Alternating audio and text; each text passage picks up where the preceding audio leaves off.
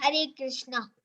Om Ajnanatimirandasya Jnananjanasalakaya Chakshurunmilitam Yena Tasmai Shri Guruve Namaha Shri Chaitanya Manobishtam Stapitam Yena Bhutale Kayam Rupa Kalamayam Dadanti Swapadantikam Vandeham Shri Gurun Sriyutapatakamalам Shri Gurun Vaishnavam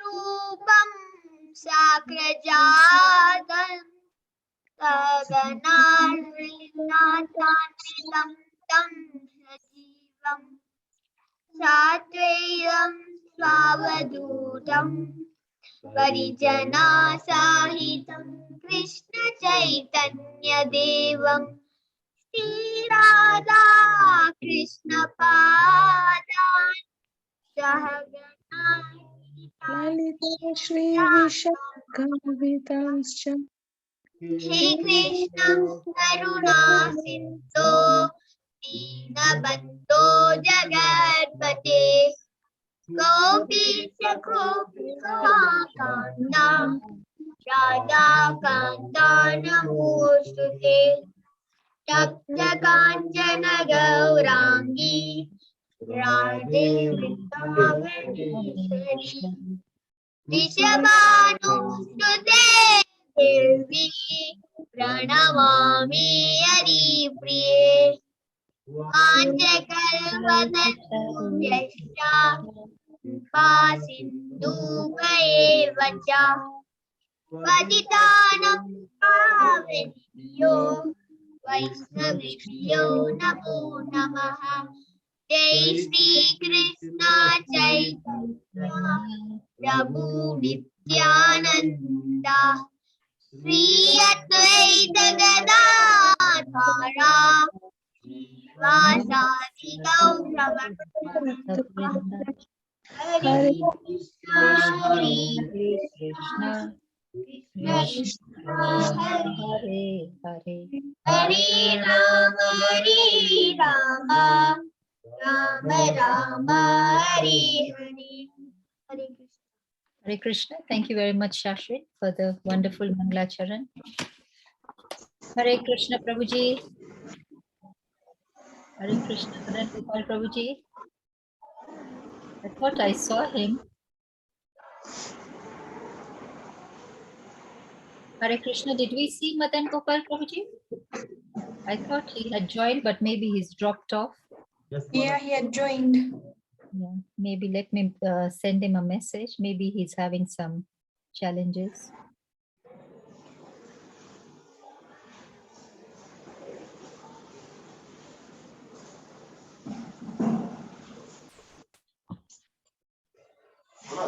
Hare Krishna, Prabhuji. Danvat Pranam. Please accept our humble obeisances. Prabhuji, from everybody, on behalf of everybody on this group and who have joined and are about to join, Prabhuji, thank you very much for joining us today. Prabhuji, we have finished the Bhagavad Gita, one text every day, and now we are planning to embark on Srimad Bhagavatam. So this is our first introductory class on Srimad Bhagavatam. Hare Krishna. Hare Krishna, Prabhuji. Krishna Krishna obeisances.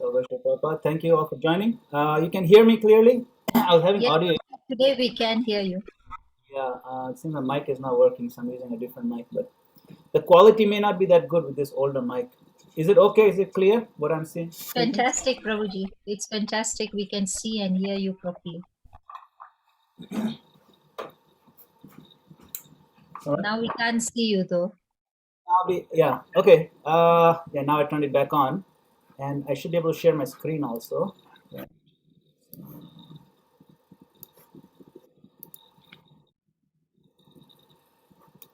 Okay, I'm going to share my screen.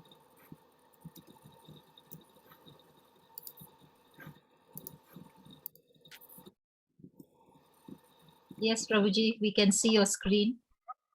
Okay, so I'm going to get started.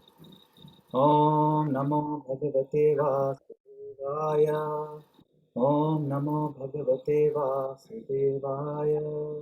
Om Namo Bhagavate Vasudevaya. So this is a very monumental step. Yesterday, Rukma Prabhu gave an outline of the Mahabharata and the characters, and the lineage all the way down, and then the brief summary of the history of the story of Mahabharata was given. And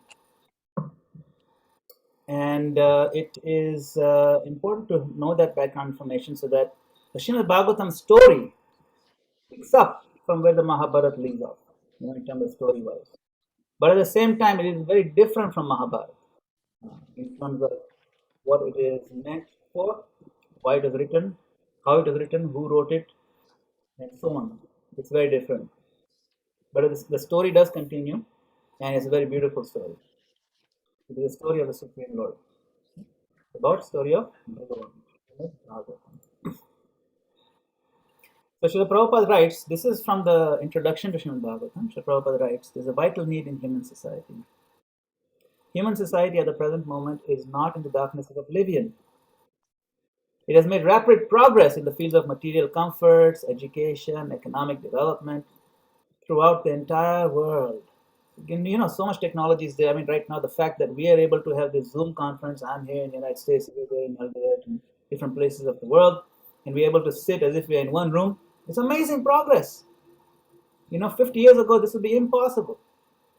We made rapid progress in material comfort, education, economic development throughout the entire world. But there is a pinprick somewhere in the social body at large. And therefore, there are large-scale quarrels, even over less important issues. So we got technology, education, but we're also still fighting. You'd think at this point in time we would have understood each other, we would have settled some differences in who owns what resource. I mean, come on, we've made so much progress here. Why are we still fighting like cats and dogs? But that's still happening. Big fights. And we are increasing our weaponry and so on. There is need of a clue as to how humanity can become in one in peace, friendship, and prosperity with a common cause. When I was growing up in Kenya, it was all about that. Umoja, unity, and freedom. Moja, Uhuru, all these principles, these are general principles that everybody wants. Right? Srimad Bhagavatam will fill this need. Why? For it is a cultural presentation for the re-spiritualization of the entire human society.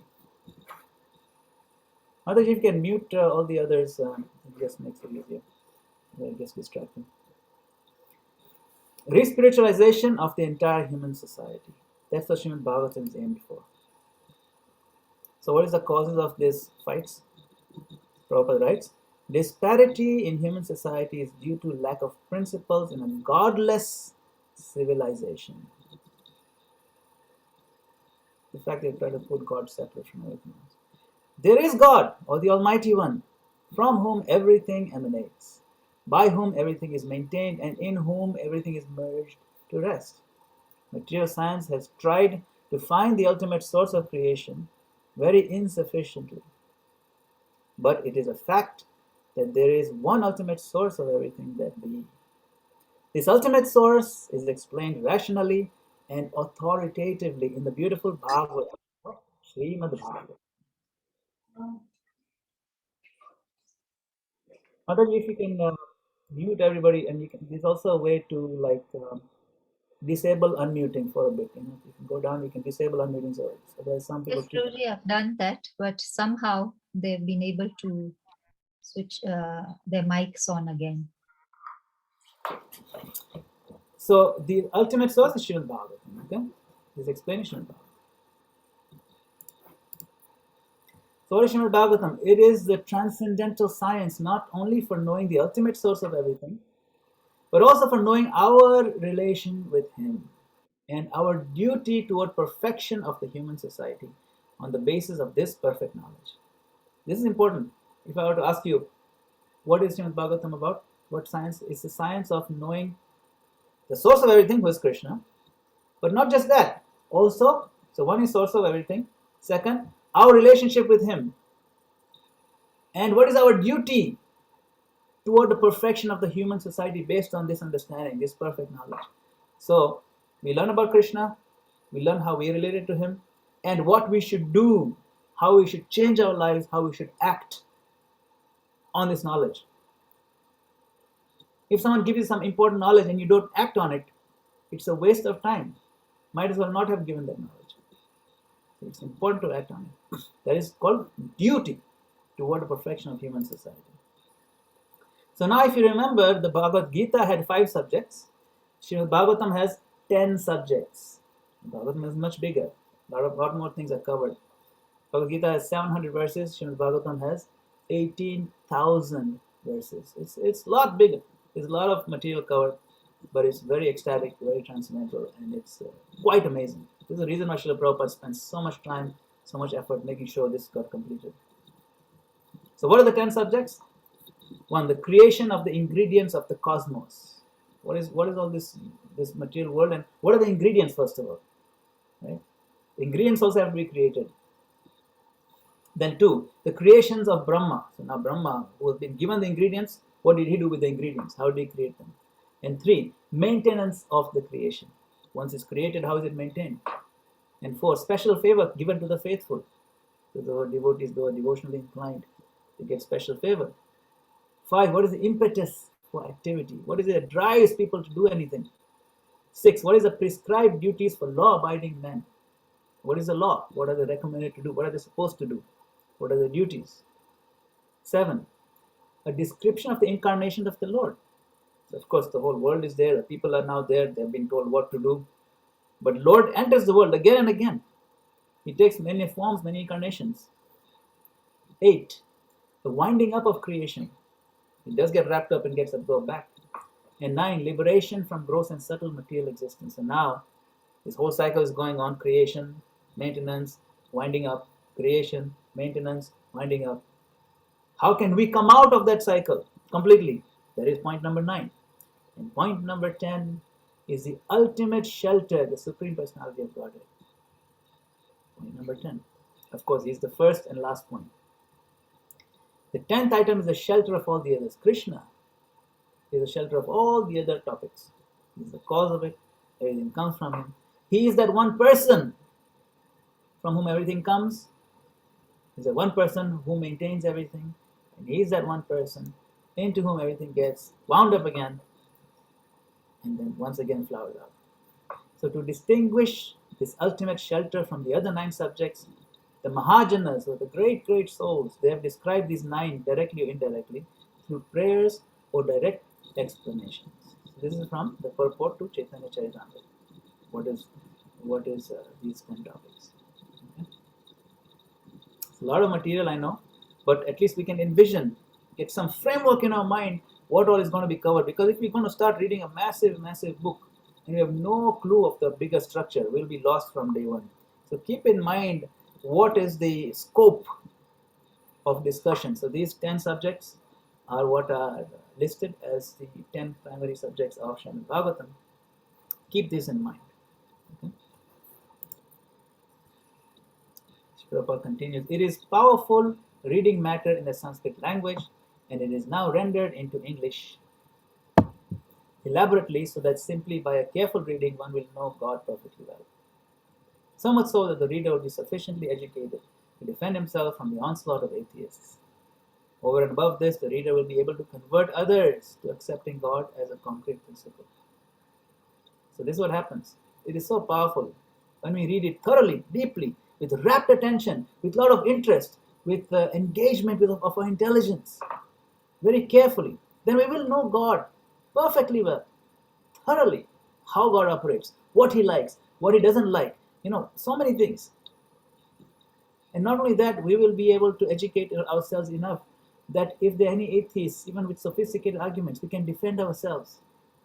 And beyond defending ourselves, we can go out and convince others quite easily if we are thorough in Srimad Bhagavatam and we are confident, we can go out and convince others to accept God as a concrete principle. This is what ISKCON is all about. This is what Krishna consciousness is about. This is the duty of devotees. Go out and share this with others. It is so convincing. It is so satisfying. Imagine getting to know God perfectly well. Imagine even jumping from the point of not accepting God to the point of, okay, God definitely exists, to the point that I want to be a lover of God, to the point of practicing a process which brings us close to the love of God, to the point of also having enough strength to convince others. That is what Srimad Bhagavatam is about. This is what Krishna consciousness is about. This is what Srila Prabhupada's mission, his mood, his objective. That's what it's about. It's very beautiful, it's very satisfying, and it's of invaluable benefit to us and to society. So, what is the qualification that we need? The only qualification one needs to study this great book of transcendental knowledge is what? Proceed step by step, cautiously, and not jump forward haphazardly as with any ordinary book. This is Prabhupada's writing. This is how we recommend we study this. Okay? We start from first page, first canto, go gradually, step by step, properly. There's a reason why it's structured like that. It should be gone through chapter by chapter, one after another. The reading matter is so arranged with the original Sanskrit text, with English transliteration, synonyms, translation, and purports, so that one is sure to become a God-realized soul at the end of finishing the first 9 cantos. Now remember the 12 cantos. And Prabhupada is giving promise, sure to become a God-realized soul at the end of finishing the first 9 cantos. It's a nice guarantee. Imagine being God-realized, and you're not even finished the rest of the book. 9 cantos, but you have to read everything in that order with a lot of attention and absorption. At the end of 9th canto, we'll become God-realized soul. And then what happens?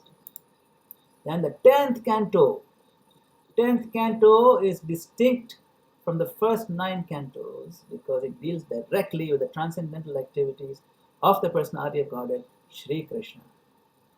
One will be unable to capture the effects of the 10th canto without going through the first 9 cantos. We have to. The book is complete in 12 cantos, each independent, but it is good for all to read them in small installments, one after another. This is the reason why it's divided into cantos. Cantos are divided into chapters. Chapters are broken down into verses. So like that. When you break it down, then we can take a piece at a time and digest. It's like eating anything. Even if you have to eat a lot, if there's a whole big pot of soup, looks like it's just one thing, but even that you pour into a bowl, so that's one smaller piece. And even from the bowl itself, you take one spoon at a time. So even each spoon can be like a verse, one verse like that. So we have to approach Srimad Bhagavatam in that angle. The meaning of the Vedanta Sutra is present in Srimad Bhagavatam. So if you don't know what is Vedanta Sutra, you're familiar with the Vedas. The Vedas are books of knowledge that contain all knowledge of spirituality and also how to function in the world, written by Vyasadeva. And the Vedanta means the conclusive summary of all the knowledge of the Vedas. It's put into something called Vedanta Sutra. Vedanta Sutra are difficult. They're written like.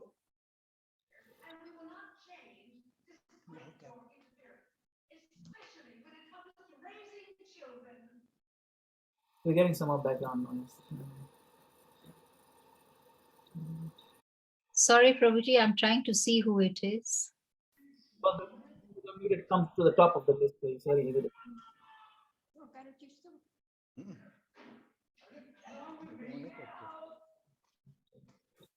Sorry about that, Prabhuji. Kindly continue. Okay, so I think somehow they are able to unmute themselves. Let me ask them not. Okay, I think now they can't unmute. Sorry about that, Prabhuji. Hare Krishna. so Vedanta Sutra means they are the condensed essence of the Vedic literature, Vedic knowledge.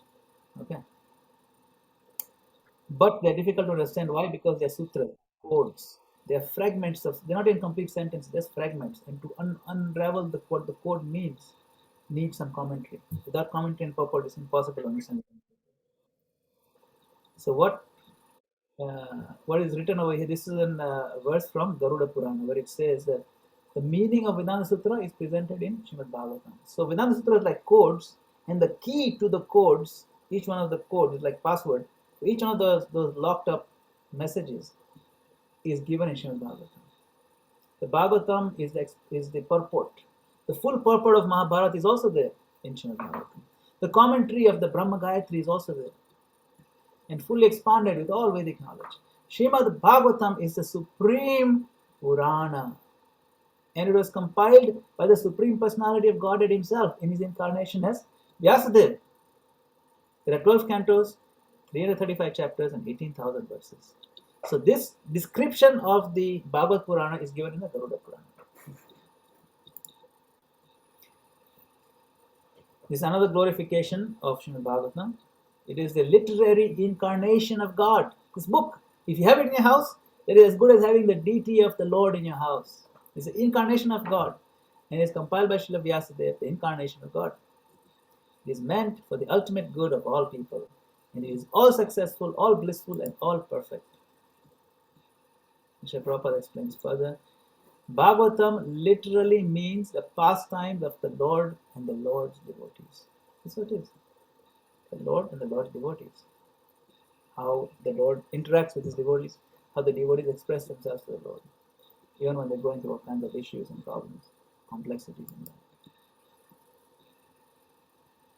Srila Prabhupada, he gave a lecture in London, 1969. In the lecture, he says, "You will find great scholars, Vyasadeva. There is no comparison of his scholarship. How many? How many verses? Now this Srimad Bhagavatam, he has written 18,000 verses. And not only Srimad Bhagavatam, he has written 18 Puranas.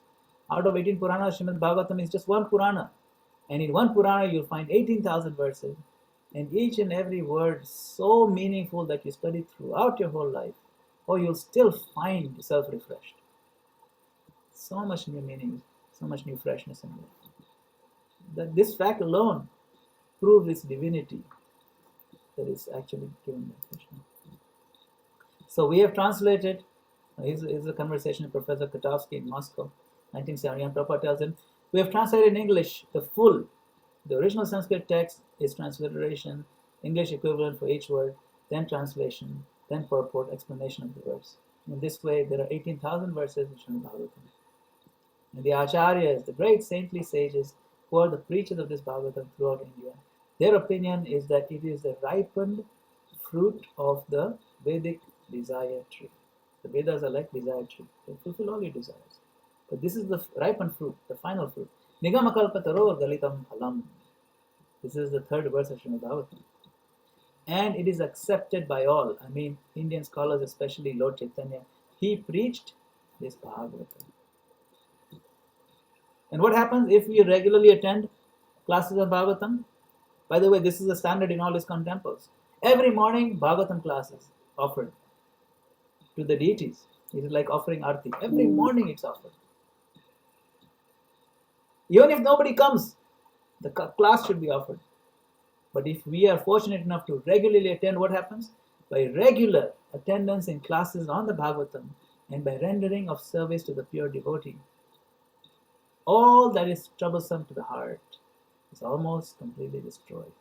Nashtaprayeshu abhadreshu nityam bhagavata sevaya. If you serve the pure devotee who is also Bhagavat, and you serve the Bhagavatam book by hearing regularly, then everything in the heart that's troublesome is gone. And what happens? Loving service unto the personality of God, this bhakti, devotional service by this Lord who is praised by transcendental songs, is established as an irrevocable fact. Bhakti becomes a permanent. Irrevocable means cannot be reversed, cannot be removed, cannot be stolen, cannot be taken from you. It cannot be taken from you. No amount of reverses in life, no amount of anybody torture, nothing can take away this ecstasy from your heart, this bhakti, if you regularly attend Srimad Bhagavatam. That's how powerful Srimad Bhagavatam is. We should try not to miss any of these sessions. So now, yesterday we heard about the Mahabharata and the story leading up to this.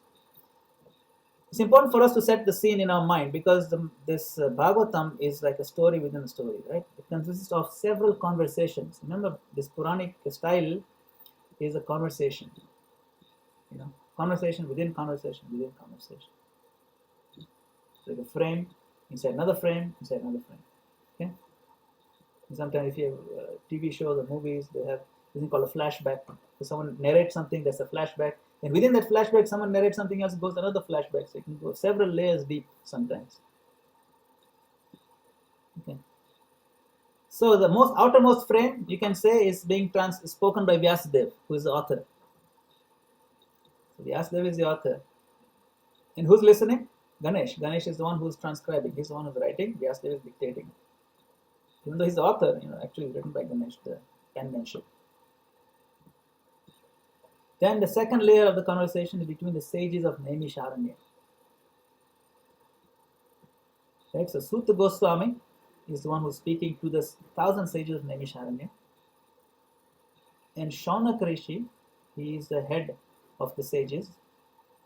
And he is representing all the sages, and he's the one who asked the question. And Sutta Goswami answers. So you get Sutta Goswami and Shaunak Rishi. Right?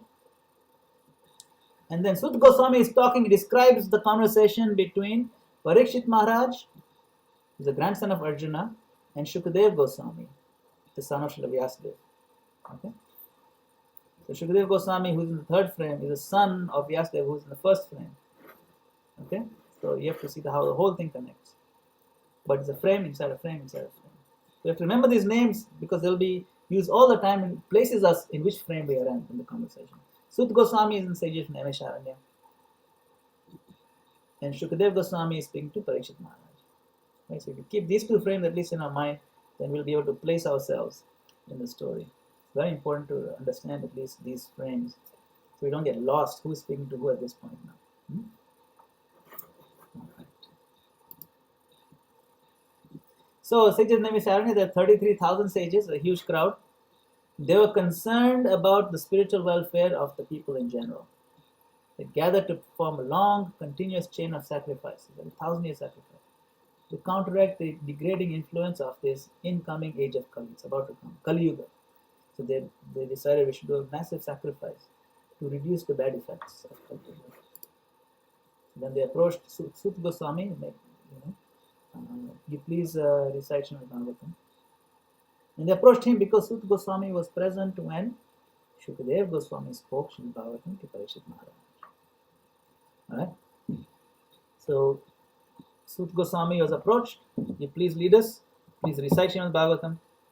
And so it starts. Vyasadeva starts. And this one I would like to request all the devotees who are assembled here to please memorize text 1, 2, and 3 at least of Srimad Bhagavatam, the opening text of the most important book in our life. Memorize them. All devotees memorize these 3 verses.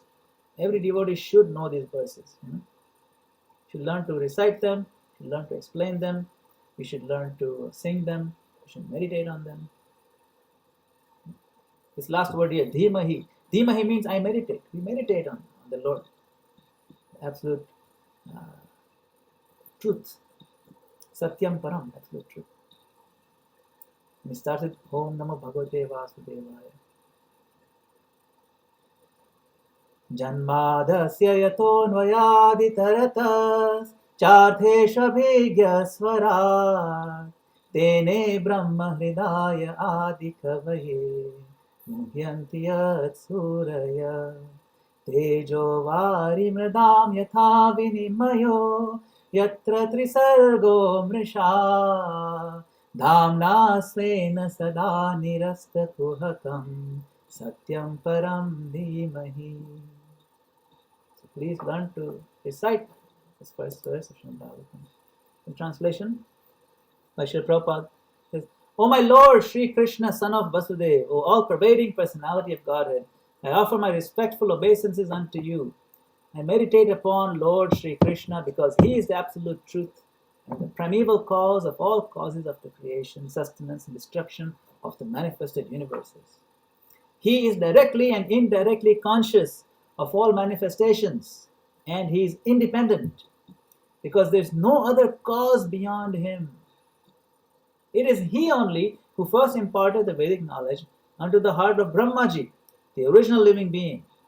By him, even the great sages and demigods are placed into illusion, as one is bewildered by the illusory representations of water seen in fire or land seen on water. Only because of him do the material universes, temporarily manifested by the reactions of the three modes of nature, appear factual, although they are unreal. I therefore meditate upon him, Lord Shri Krishna, who is eternally existent in the transcendental abode, which is forever free from the illusory representations of the material world. Meditate upon him, for he is the absolute truth. You can see these verses in Srimad Bhagavatam, they're much longer than the ones you're used to seeing in Bhagavad Gita. But they're very beautiful. Some of them are short, not all of them are this long, but we will get this size. This is one verse. This is a translation of just that one verse. Okay, so the homework for all of you, memorize the Sanskrit at least. You have to recognize this, memorize it, and explain it. All right, I'll pause here for any questions before I load the next slides and start to share. Any quick questions? I'm going to jump on to the next one, the actual verse itself. Any comments or questions on the introduction? I think now you can Kindly unmute. unmute and ask if you have a question. I have opened it up. I think, Prabhuji, we can continue. Wow, I just realized this 30 devotees here. Hare Krishna. Thank you all for joining. My obeisances to all of you, and especially to Madan Mansi Ganga for the blessing. And dear friend going to Prem Prabhu also made it. Hari Bol.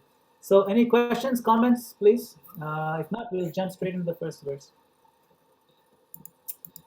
Okay, I'm just going to prepare for screen share.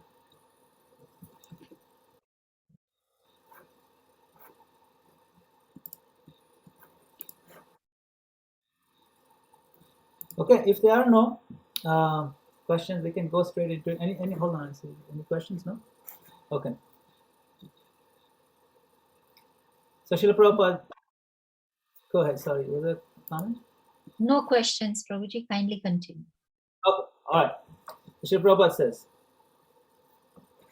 and put yourself in this man's shoes, right? In this position.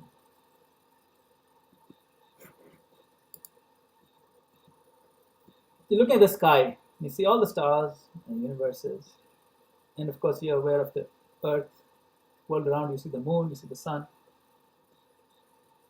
Prabhupada says, it is natural that a philosophical mind wants to know about the origin of the creation. It's really outstanding what we see. It's amazing.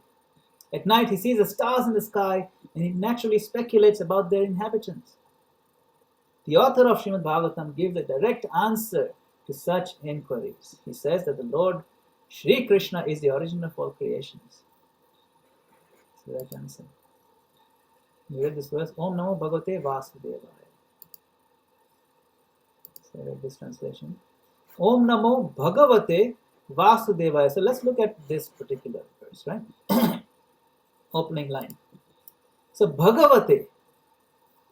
Bhagavate comes from the word Bhagavan. Bhagavate means unto Bhagavan. Means I'm offering something to Bhagavan. And what is it? Obeisance. Om Namo Bhagavate Vasudevaya. So Bhagavan, we can break it down further. We all know this. We've heard this many, many times. That Bhaga means opulences and Van means one who possesses. So there are 6 kinds of opulences, and Krishna, Bhagavan, completely possesses them in full.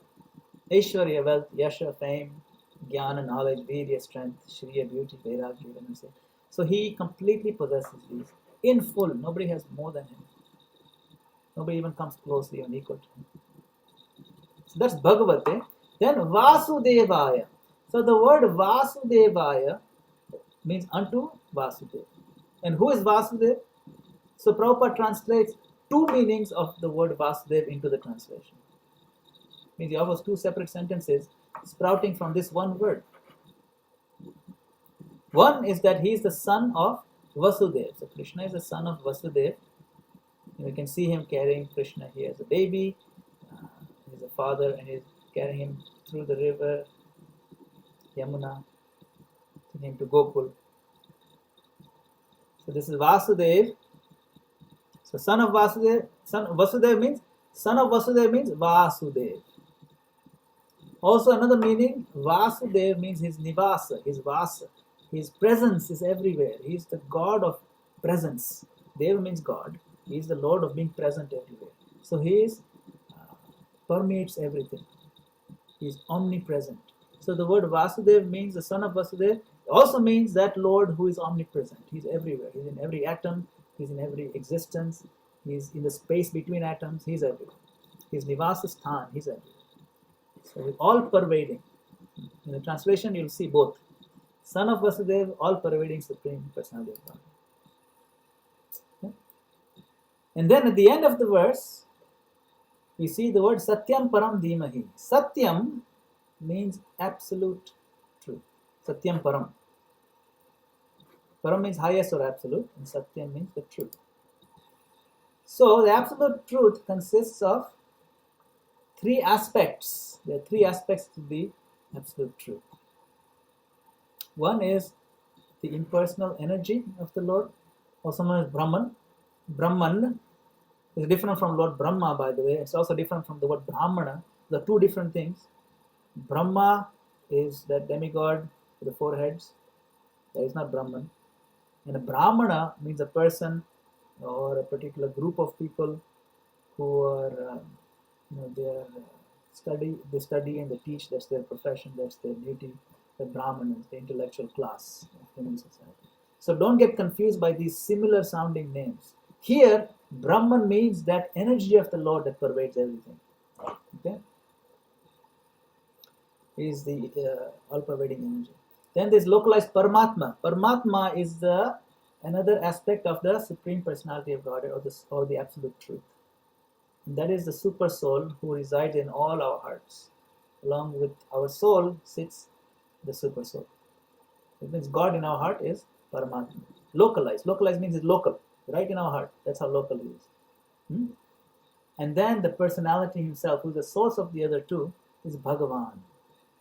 The Supreme Lord Krishna, who resides in the Golok Vrindavan, and he himself comes here personally, and he resides in Vrindavan here in Bhauma Vrindavan also. The same Bhagavan is here. Okay, so these three together, they constitute what is known as Param Satyam, or Absolute Truth. Okay? So, exploring this concept of Satyam Param, the concept of the Absolute Truth is greater than the concept of God, because it incorporates all these different aspects. That is completely powerful. He is present everywhere as Brahman, he is present in the heart as Paramatma, and is present in Golok Vrindavan as Bhagavan. And he also comes here repeatedly as Bhagavan. So that it is much more than just a concept of the simplified concept of God. So God or Ishvara can just mean a supreme controller, which is also big, but the absolute truth indicates the ultimate source of all energies, all pervading and fully aware. This absolute truth concept includes the concept of Ishvara. Ishvara is part of that absolute truth. See? So it's a much more comprehensive understanding than just Ishvara, just a controller. These are words from the purport. If you explore the purport, you find these sentences we picked up from them. So his all-pervading aspect is mentioned here as Vasudev. We talked about Vasudev. Krishna's bodily effulgence, Brahman, exists everywhere. So you see the ray is coming out from his body. These rays are what constitute Brahman, bodily effulgence. Next, Srila Vyasadeva says that Lord Krishna is directly and indirectly conscious of all manifestations. Krishna achieves that through his Paramatma feature. He is situated in everyone's heart as Super Soul. So he is very conscious of all manifestations. We, being his children, are his manifestations. Nowadays, we give our children, teenage children, we give them these phones, we buy them cell phone, and then we have these apps, we can track them where they're going. If they're gone to their friends or if they've gone to school or stayed at school, we can track their movements. So we are also somewhat conscious of where our children are. We keep looking at where is she right now. Krishna does that, but much more in depth. He doesn't just put us in an app. He himself enters our heart to keep track of us. And not just where we are physically. He keeps track of our every thought, our every desire, our aspirations, our feelings, things that we're upset about, things that make us happy. He keeps track of, he's with us through everything, personally, sitting, giving us some soft guidance. He's not harsh. And sometimes because he's not that harsh, we don't listen to him. We override it. But if we soften our hearts, we can sense him. That voice in our heart, it tells us this is right, this is wrong. He's Paramatma, he's in our heart. And this is why how he keeps tabs on all of us. He keeps on top of us. He makes sure that we're taken care of. It's true. It's the Supreme Personality God, the Paramatma in our heart that keeps our heart beating. He's the one who keeps everything going at the molecular level. That is Paramatma feature. That's how he's conscious. Directly and indirectly. Indirectly means as Bhagwan, he looks at us from above. But as Paramatma, he's directly conscious. He's so close to our heart. He knows our feelings better than we even may understand them. Okay? This is how he's directly and indirectly conscious. He's also in every atom as Paramatma. So Lord Krishna is the primeval cause of all causes of the creation, sustenance and destruction of the manifested universe. So create, maintain and destroy. He is the one who does all that. So this aspect refers to the Bhagavan feature of the absolute truth. He is always a person. This is the highest aspect of the absolute truth. Even within the three aspects, the Bhagavan is the highest aspect. That means the other are actually considered lower, subservient. Why? Even though it's the same, in one sense the same, but one sense is different. Because Bhagavan has more features than the others don't have. And this one is important, Swarat. Swarat means independent. Krishna is fully independent. He is the only one who is fully independent. His existence does not rest on anyone or anything else. No one is greater than him or equal to him. Asama urdhva. This is a very important philosophical point. See, when we look around, we recognize we all depend on, our existence depends on someone else or something else. But Krishna is the only one. So you go back further and you go to who is the demigod in charge of worlds, and then who is more in charge, higher than him, you go all the way to Lord Brahma and Lord Shiva and all those, and they're all dependent on Krishna. And Krishna is where the buck stops. He's the only one who authorizes everyone else, who received their power. Everyone else received the power and the authorization from Krishna. But Krishna is no one beyond him. He is the highest absolute. He is the only one who is Swarat, genuinely fully independent. All of us are dependent. He is the only self-authorizing entity. All of us, we inherit our authority from him. We inherit our power, our existence depends on him. He is that one who is uniquely different from everybody else. Therefore, he is the only one who can be truly Swarat. We are all made by somebody, but no one made Krishna, no one made God. This is the same word Prabhupada used when there's a British, I think he was probably a news reporter or maybe a philosopher. He was in conversation with Srila Prabhupada. You might have seen the video. They're having a conversation and the British asked, so what I want to know is who made God? And Prabhupada, he gave a philosophical answer. No, I want to know who made God. And then Prabhupada says, Krishna is Swarat. So here's the word he uses, Swarat. Means completely independent. He's the one who nobody made. Everybody else, he made. You see? This is a philosophically important point. Then, as the verse progresses, it describes Tene Brahma Hridaya Adi Kavaye. So, Adi Kavi refers to Lord Brahma. And Brahma here does not refer to Lord Brahma. The word Brahma here refers to Vedic knowledge. So it is Krishna, he only, who first imparted this Vedic knowledge unto the heart, Hrida, the heart of Adi Kavi, Lord Brahma, the original living being. So this Brahma's knowledge came directly from the heart of Krishna into the heart of Lord Brahma, complete with understanding, realization, everything, fully packaged. It was given to Lord Brahma. So this is also describing who Krishna is. And Brahma, we know, is born on lotus flower that sprouts from the navel of Vishnu himself. Right? So this is Lord Vishnu, is Lakshmi Devi, and the lotus sprouts from Lord Vishnu, and Lord Brahma is born. That. And Lord Shiva appears from the forehead of Lord Brahma. There's a story in Bhagavatam that tells us how the Lord Shiva makes his appearance. We'll get into that when we get there.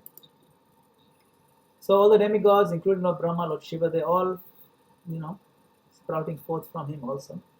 And who is Krishna? Muhyanti yat suraya. By him, even the great sages and demigods, like Lord Brahma, even Lord Shiva, they're placed into illusion. As one is bewildered by the illusory representation of water seen in fire or land seen in water. So sometimes when you have a fire going on, it looks like there's a water rising. There's no water. It's just illusory representation. It looks like it. So we can get illusion, but even great souls like demigods and sages, they also get illusioned by Krishna. You know this story over here, this picture, where Lord Krishna expands himself into the many boys and the calves and all that, and he completely bewilders Lord Brahma. It's called Brahma Vimohana Leela. This story will also come up. There's him who can confuse and bewilder even the great sages. But nobody can confuse and bewilder him. That sets him apart. That's his greatness. And only because of him do the material universes temporarily manifested by the reaction of three modes of nature appear factual, although they're unreal. Appear factual meaning we have a feeling that, oh, this is all permanent. But actually it's not permanent. It is going to be wound up someday. But because of him, he manifests this, he gives it enough time and modes of nature, and it makes it look so real, so permanent. But it's not permanent. So he empowers Lord Shiva to destroy. He empowers Lord Brahma to create. And he himself comes and maintains this material creation. Makes it look like this is everything, this is it. But it is not. It is him who does all that. At the end of the verse it says, I therefore meditate upon him, Lord Sri Krishna, who is eternally existent in the transcendental abode, which is forever free from the illusory representations of the material world. Meditate upon him, for he is the absolute truth. Yene Brahma Hridaya Adikavaya Muhyanti Yatsuraya Tejavari Madam Yatha Vinimayo Yatrati Sarkom Rasha Dhamna Svena. Dhamna means his spiritual abode. Svena Sada Nirasta Kuhakam, which is forever free from the illusory representations. Completely free. This spiritual world is free from all this other stuff we talked about. Sada Nirasta Kuhakam. I meditate upon him, the absolute truth. Satyam Param Dhimahi. Absolute truth. Dhimahi means I meditate upon. Come from dhyana. I meditate upon Supreme Personality. Remember, the story of Lord Krishna is not like an ordinary story. There once upon a time there was a king and he did this and he had 10 queens and then he went in battle and his leg got bitten off by a tiger. No, this is not an ordinary story of ordinary person. Is not another storybook story you put away and then you read. No. It's the absolute truth. Our entire existence is shaken by this revelation. Our lives are transformed by this understanding. Therefore, the opening verse doesn't start at once upon a time. No. It starts by giving us a proper understanding of who Krishna is, how great he is, what does absolute truth mean, what does greatness imply. It is quite astounding. The more we meditate upon this very first verse, the more it really makes us ecstatic. It makes us confident in our Krishna conscious practice. It makes us appreciate the Lord more when we chant his holy name. Wow, Krishna, I know you're great, but I know you're this great. This is really amazing. This is why we read Bhagavatam. This is why we absorb our mind in the greatness of the Supreme Lord. Satyam Param Dhimahi, we meditate upon the Lord. If in every mantra of Hare Krishna that we chant, we are not meditating at this level, we are not reaching our full potential of Krishna consciousness. We are not accessing the ecstasy that is available in the holy name. That is what Bhagavatam affords us. It gives us this. It fills our heart with this ecstasy, with this nectar, the nectar that we are thirsty for. We have to drink Srimad Bhagavatam through the ears, straight to the heart. Pibata Bhagavatam Rasamalayam. This is the third verse. We have to memorize that. We drink this fruit.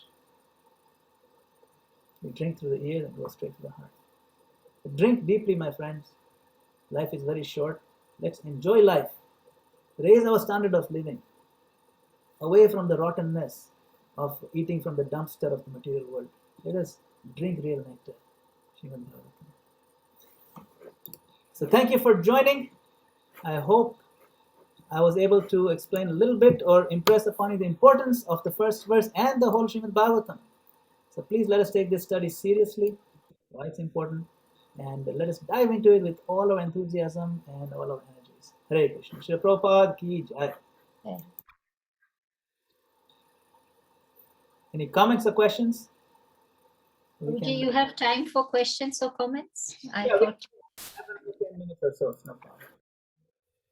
Hare Krishna, are there any questions or comments?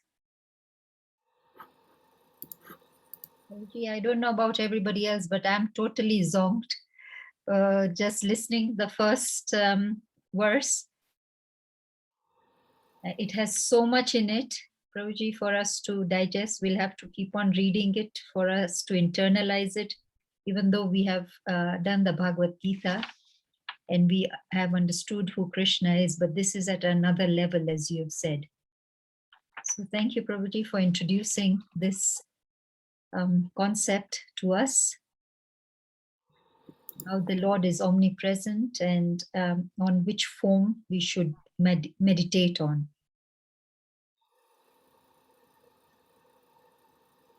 Hare Krishna, are there any other questions or comments?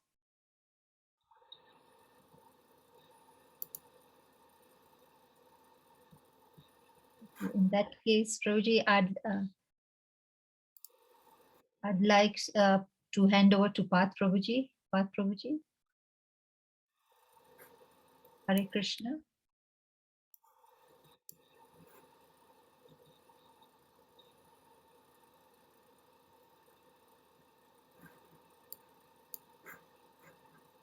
Prabhuji, there are comments there saying it was a very nice class.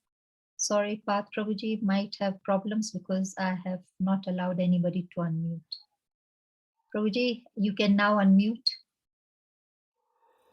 Path Prabhuji. Yes, yes, I am able, yes.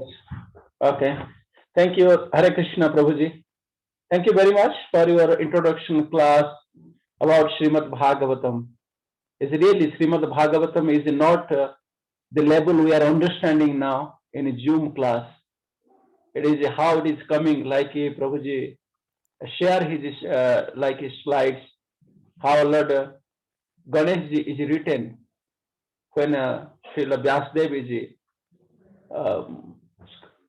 written this one, and after that Sukdev Goswami narrated this Bhagavatam to Prahlad Maharaj, and also Sutta Goswami narrated the same Bhagavatam to all the sages in Naimisharanya. So it is the topmost knowledge of Vedic literature. So that it is called this Vedanta, the end of the Vedanta Sutra, or all the scriptures, all the knowledge. But at least we, as a neophyte, we supposed to understand what is the importance and of the Bhagavatam and how we supposed to be go through it. It is very, very important. The introduction, the preface, and also the first verses you are just talk on us. This is very important. Also, 3-4 verses. All the verses are important, but most of this one, the first verses is the most important, first and second. So it is concluding all the Vedanta Sutra, all the Vedanta knowledge. So we hope many devotees have the Bhagavatam set in his home or own. If not, they can collect from the nearest temple. Then at least before we come to the Zoom class, we can read this one. Then we can able to understand this one little. Otherwise, it is going over our head. If we are not understanding Bhagavad Gita, then how it is a question of understanding Srimad Bhagavatam? But thank you, Madan Gopal Prabhuji, for your introduction speech and also first verses of Srimad Bhagavatam.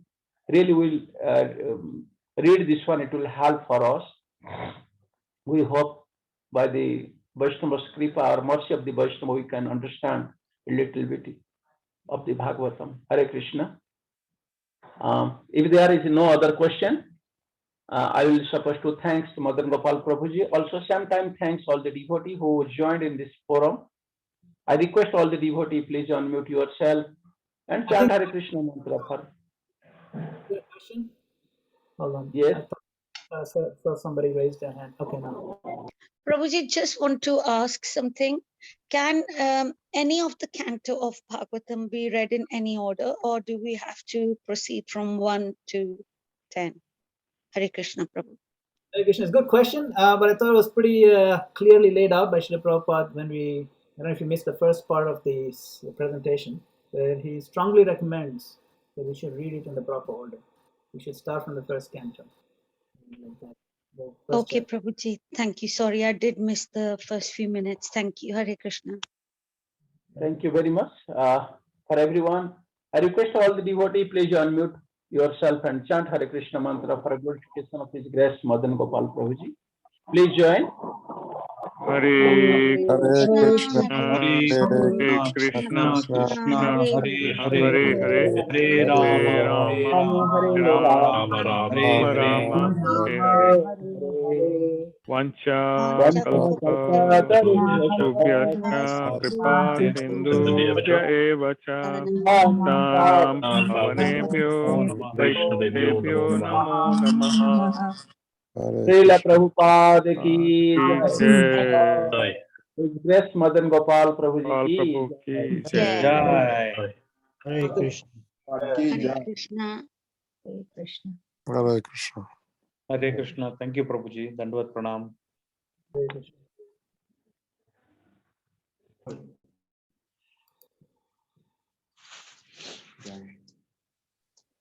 Hare Krishna, everybody. We'll continue with this Bhagavatam from tomorrow, Srimad Bhagavatam.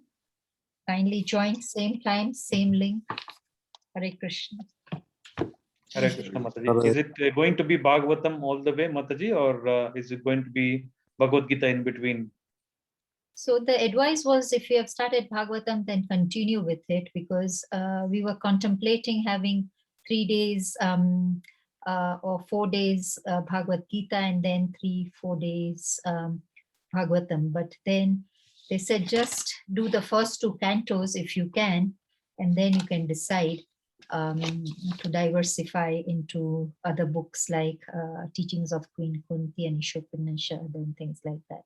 But if you start Bhagavatam, then do it continuously. True. But I'm open to suggestions. Avinash Prabhuji, what do you suggest?